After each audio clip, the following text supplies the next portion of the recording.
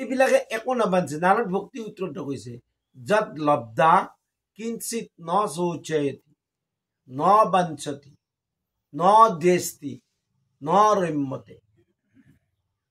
যাই ভক্তি কৰে কিঞ্চিত ন শৌচয়তি, নাৰদে কৈছে একো সি নাভাবে, একো নাভাবে মাথাই দি, মাত্ৰ এক কৃষ্ণ বিনে সি নাভাবে। ন বাঞ্ছতি, একো বাঞ্ছা নকৰে, কাৰণ তেওঁ জানে বোলে যেনেকে মাক বাপেক বিলাকে সন্তান বিলাকক না কি লাগে জানেই, কোন মুহূৰ্তত তাৰ ভোক লাগিছে মাকে জানে, কেতিয়া তাক বস্ত্ৰ লাগে মাকে জানে, বাপেকে জানে, ভগৱানেও জানে। তেওঁতো হৃদি অন্তৰ্যামী ৰূপে আছে, তেওঁ কি নাজানে মোক কি লাগে, চব জানে। গতিকে মাত্ৰ কি কৰিব লাগে, উপদেশ দাতা গুৰু, এইজনে হৈছে ভক্তি জ্ঞান দাতা গুৰু। এই গুৰুজন কেনে হ'ব লাগিব ইয়াৰ পাছত কৈছে, ইয়াৰ পাছৰ অধ্যায়ত কৈছে বোলে শাস্ত্ৰক জানন্ত নহন্ত ভকত। শাস্ত্ৰ জানে পণ্ডিত হৈ কিন্তু ভকত নহয়, সেইজন গুৰু হ'ব নোৱাৰে। আৰু কি কৈছে বোলে হন্ত ভকত নহন্ত পণ্ডিত, ঈশ্বৰ সংগই নপাৰে খণ্ডিত। ভকত হৈ কিন্তু শাস্ত্ৰ নাজানে, পণ্ডিত নহয়, তেনেহ'লে তেওঁ ঈশ্বৰৰ মনৰ সংগই খণ্ডন কৰিব নোৱাৰে। এতিয়া আমাৰ কি হয় যে শৰণ ললো, শৰণ দিলা, তাৰ পাছত আমাৰ না গুৰুৰ লগত সম্বন্ধ না শাস্ত্ৰৰ লগত সম্বন্ধ, পৰিণামস্বৰূপে আমাৰ জ্ঞান নহয়।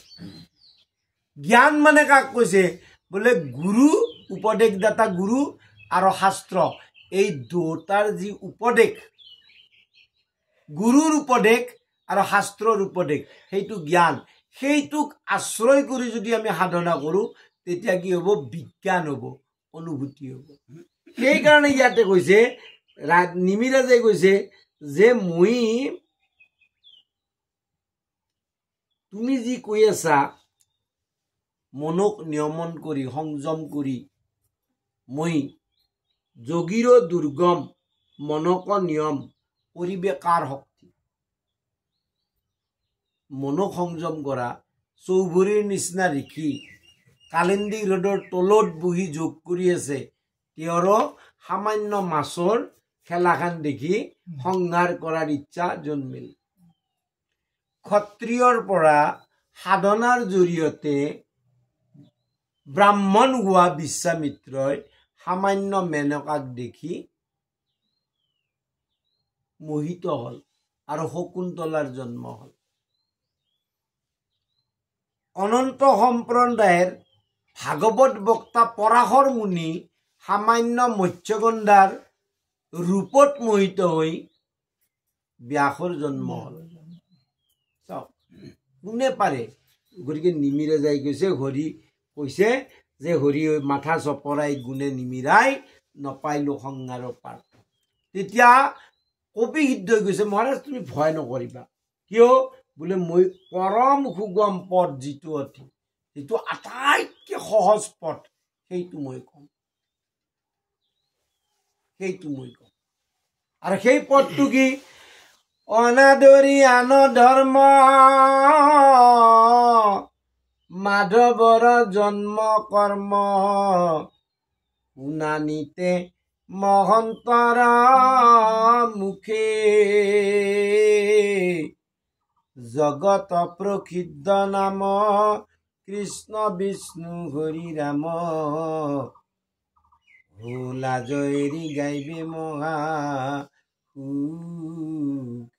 সমস্ত ধৰ্ম তুমি এৰা, স্বভাৱত ধৰ্ম, লৌকিক ধৰ্ম, বৈদিক ধৰ্ম একো কৰাৰ প্ৰয়োজন নাই।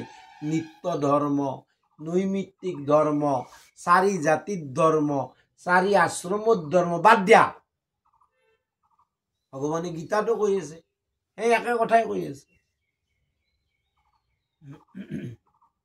কি কৰা বোলে, তুমি মাধৱৰ ভগৱানৰ যি জন্ম কৰ্ম, তেওঁ যি নানা ৰূপত অৱতৰিত হয় আৰু হৈ যিবিলাক কৰ্ম কৰে, সেই লীলাবিলাক তুমি কি কৰা, মহন্তৰ মুখেদি শুনা।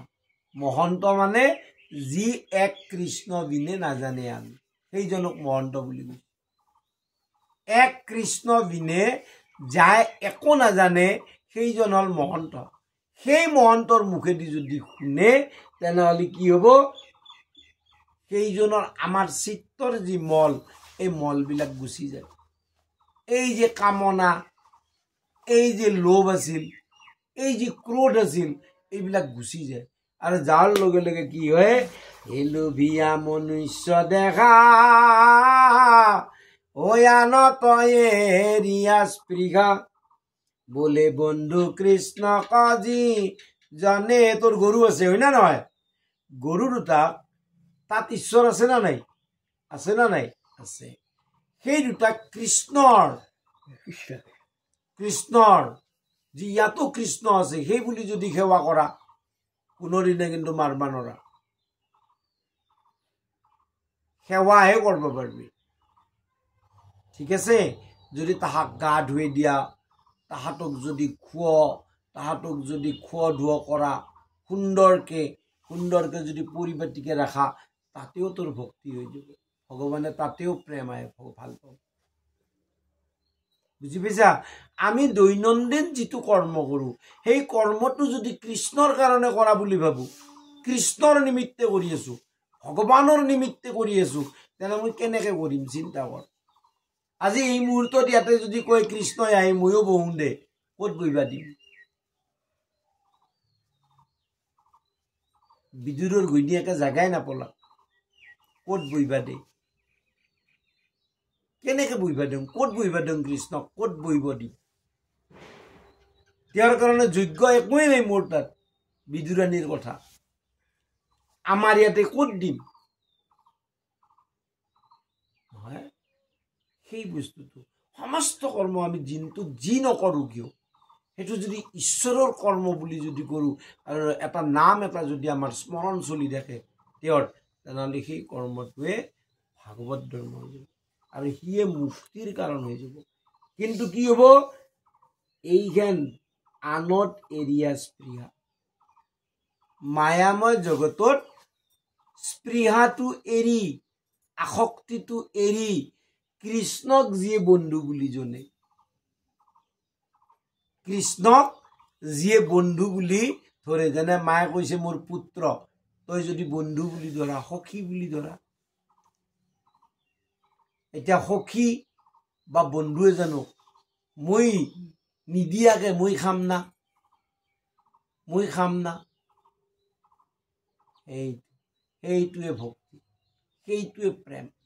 সেই প্ৰেমটো যদি হয়, এতেকে বান্ধৱ হৰি তাংক মোৰ বুলি ধৰি, সেইজনক ভগৱানে ঐ মোৰ সেই বুলি সাৱটি ধৰে। কি কৰে?